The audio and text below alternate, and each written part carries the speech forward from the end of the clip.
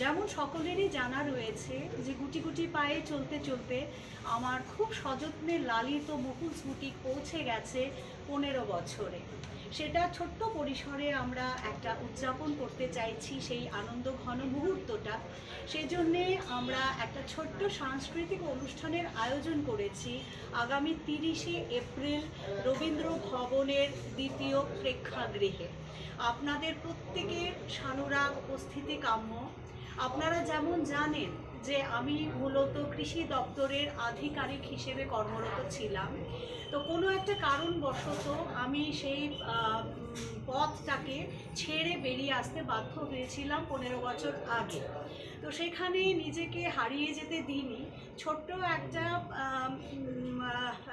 মানে প্রতিষ্ঠান নিজের মতো করে সাজিয়ে তুলেছিলাম এবং রাজ্যবাসীর সেই আশীর্বাদ এবং ভালোবাসা